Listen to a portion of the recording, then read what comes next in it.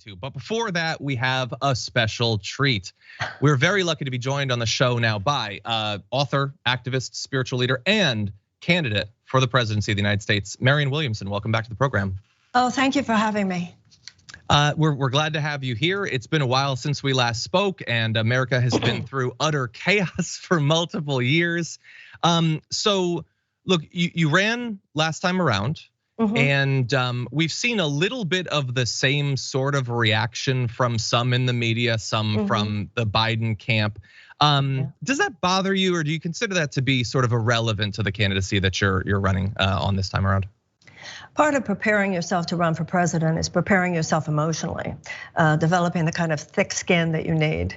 And also from having been in the belly of that beast before, I've learned some things. And one of the things I know is that the voters on the ground, the voters in New Hampshire, the voters in South Carolina, the voters wherever are listening with a different ear. They're not part of that conversation and the sort of the bitchiness. They want to know, how can I get health care? How can I send my kids to college? How can I have a higher minimum wage? How can I have a livable wage? How can I get childcare? That's what they're listening to. And I think that Americans are at a point, last time in 2020, there was such a, oh my God, how do we just get rid of Trump? How do we just get rid of Trump? Among a lot of people that I was speaking to, who now realize that it was a bigger problem than we thought. It wasn't like we could just excise the tumor. It's more like a cancer of hatred that has metastasized. And I find people open to a deeper conversation about what really is wrong in this country and what it will really take to make it right. Those are the people I'm speaking to, and the issue is reaching them. And where I find them are not necessarily on Twitter so much, not necessarily in that sort of scuttlebutt, but on the ground when you're talking to voters who have much bigger things on their mind than the DNC games and all of that back and forth. People, that's what this campaign is about. And you just keep your eyes on the light of the fire. Yeah, I saw that you were talking recently about sort of the lurch towards like neo-fascism recently, and you stressed similar to what you were just saying there, that it wasn't just about Trump, it's about people becoming disillusioned because the system isn't delivering for them on actual substance. So obviously one of the big changes from the last time you ran is Trump was occupying the White House. Now we've had a few years of a Democrat. Do you feel like the difficulty that Biden has had either in being able to get his agenda across or not forcefully enough fighting for his agenda, does that make it easier to convince people that it's time to switch to a different sort of approach? I think a lot of the people that I speak are grateful to the president for having defeated Trump. They realize that the Democrats won in 2022, but are also realizing we need to go quicker and we need to give more. And in 2024, it will be a different election than in 2022. The people who stood in line for 7 hours to make sure and guaranteed that Biden would win in 20. The people who stood in line for 7 hours who guaranteed that the Democrats would win in 2022, you can only ride on, but we're not them for so long. At a certain point, you need to start delivering on your promises. And what you said before refers to a line from FDR when he said that we wouldn't have to worry about a fascist takeover as long as democracy delivered on its promises. Democracy is not delivering on its promises. Every other advanced democracy has universal health care, has free childcare, has tuition-free college, which we had until the 1960s, has a livable wage. People are figuring this out. And no, they don't want a fascist in the White House, but their own personal circumstances, they're seeing too many instances where it's not that different if it's a Democrat or a Republican. And those people, too many of them will stay home if we don't offer them a genuine alternative of fundamental economic reform. Tweaking things a little bit here, it might help you in 10 years. Well, we didn't quite get it for you, but we couldn't quite make it happen. That's not gonna be enough to win in 2024. And most importantly, it's not going to be enough to repair this country. I mean, Marianne, I am super honored to be on with you as well. And I just have a quick question, which is about coming out of the pandemic, right? Like, we went through a massive trauma as a nation, as a world. And we, I think, are in deep need of healing. And as someone who's been a spiritual guide, as someone who discusses these issues, as someone who's not afraid to actually talk about healing, I guess I wanted your take on emerging from this pandemic very, very slowly and not without a million Americans dead. What are your thoughts on how we need to be leading this country with that kind of compassion that we're so lacking? There's a saying in AA, every problem comes bearing its own solution. So as horrifying as the COVID epidemic has been, it took people into a different place. Heartbreak does that to you.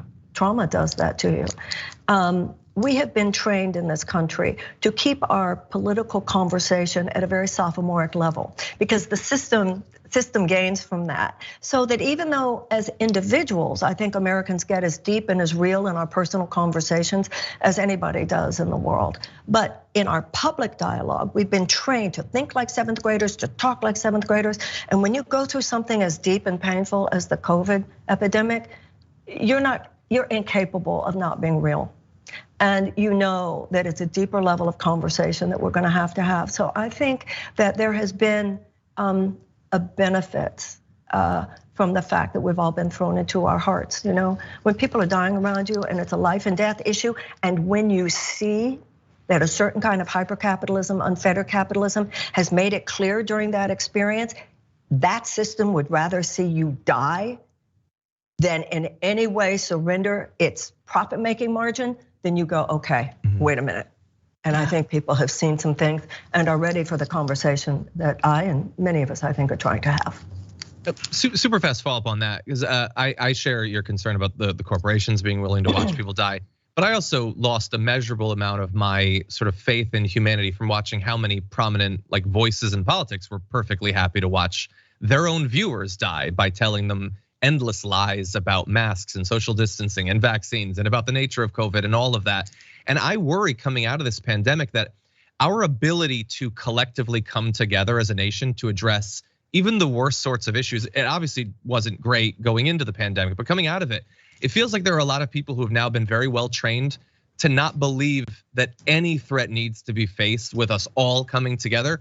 Do you feel like we can recover as a society and actually all pitch in when we need to? Yes, but the people ourselves are going to have to do that now. Because when you talked about the people in public who were willing to go along with the hyper-capitalistic forces, that's the problem, isn't it, John? They're married. That's what makes it so dangerous. So at this point, I think the American people are ready to see neither one of them have your best interests at heart, because both of them are thinking about their own profit and their own power. Whether it was abolition, women's suffrage, civil rights, the greatest movements in this country have been emerging from people ourselves, having the conversations that need to be had, pushing up from the bottom, and then ultimately the system finds that it won't survive without, on some level, embracing it. I'd like to ask you a couple of questions of strategy. First of all, let's assume you're successful, you get through the primary, you take out whichever troglodyte the Republicans throw up in 2024.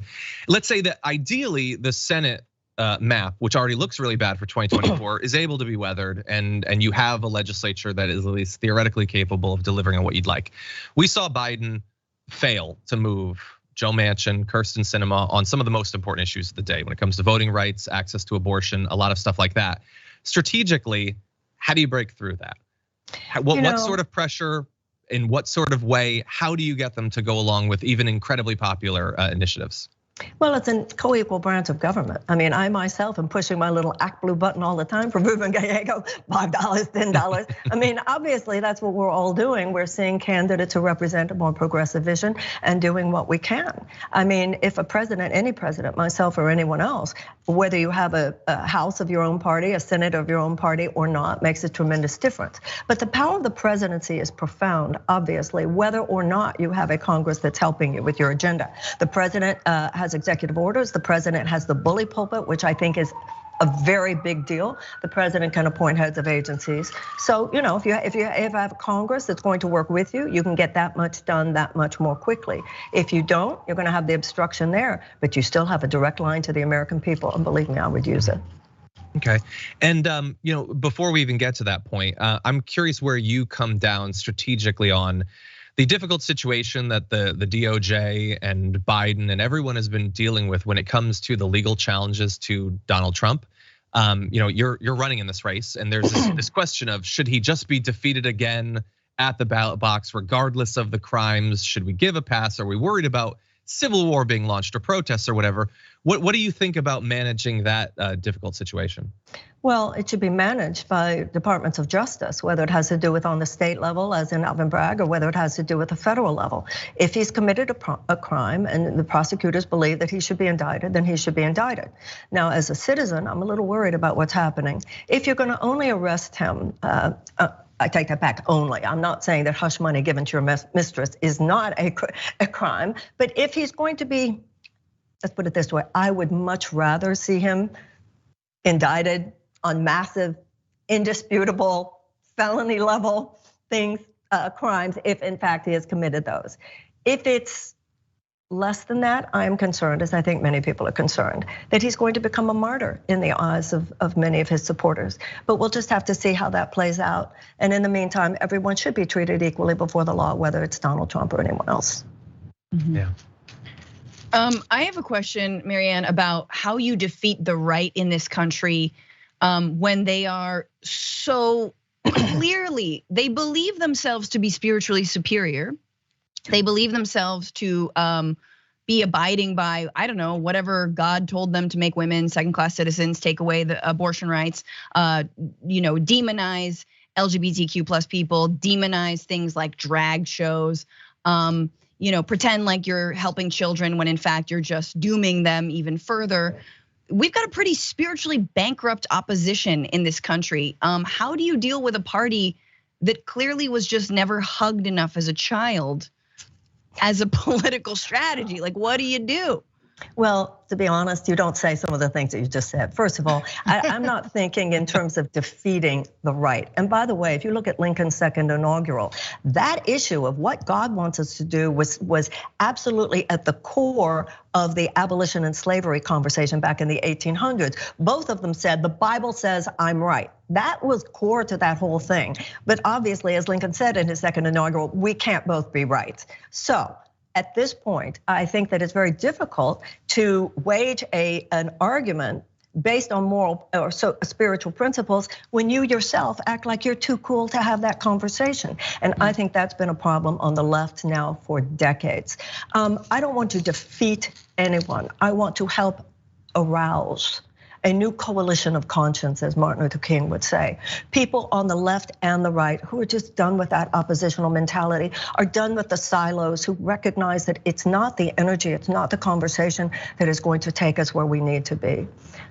There are high-minded conservative principles. There are high-minded liberal principles. Eisenhower said that, to be honest, it's true. None of us has a monopoly on truth. I'd like to help forge a new conversation. I'm unabashedly progressive on my issues, there's no doubt about that. But we need to have a new American conversation, not just a new left conversation or a new right conversation. People don't like to feel that you're trying to defeat them, but people like to feel you're trying to inspire them. And in my experience, they're more open to differences of opinion than you might think. Martin Luther King said, you have very little morally persuasive power with people who can feel your underlying contempt. So all of us on both left and right need to clear ourselves of some of our self-righteousness and arrogance, all that stuff that we all know so well, to find that place where we can talk to people. And then when people feel heard and respected, it's amazing how far you can go. Sure, I'll start doing that when they start respecting gay people and women. But I hear you on everything else. If I may say so, hold on a second. If we wait until then, we'll never get there. You know that on a political level, I agree with you.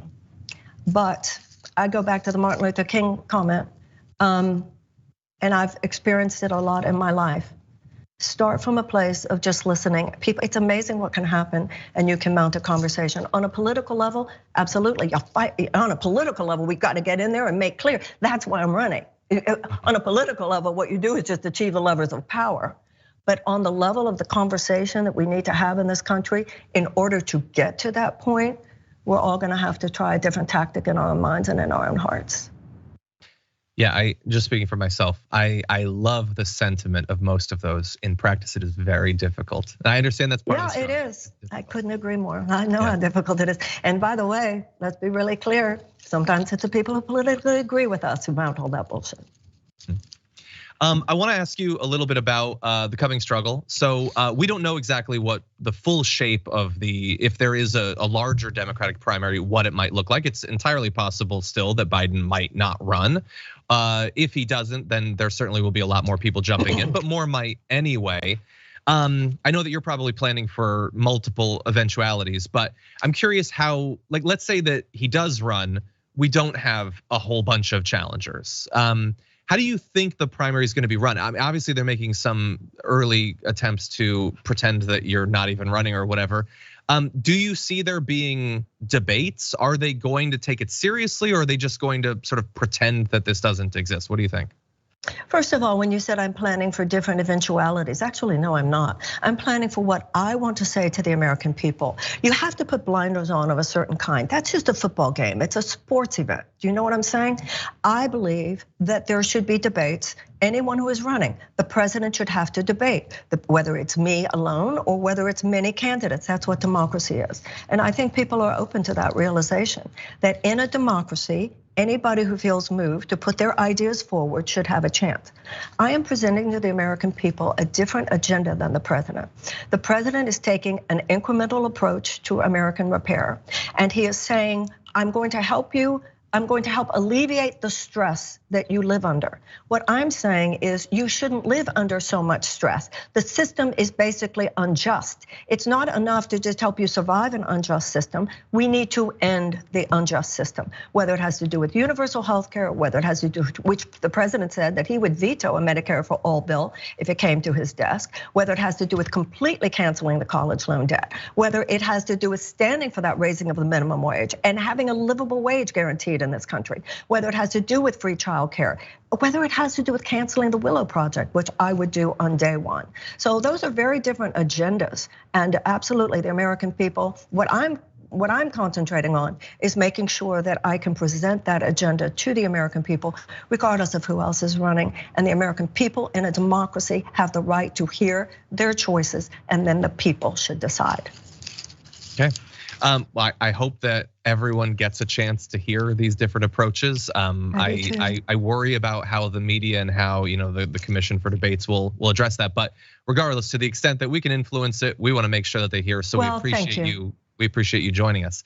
I appreciate that. Well, and hopefully we'll be able to talk again. Between now and then, though, where can people follow your candidacy and find out more about your stance on the positions?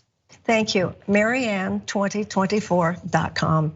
And I do appreciate any help that people give, because the mainstream media blackout is part of the game, and any help in overriding that, I appreciate that. Marianne2024.com. Thank you very much, Marianne. Thank you very much. Thank you always. Thank you, Francesca. Nice meeting you. Yes.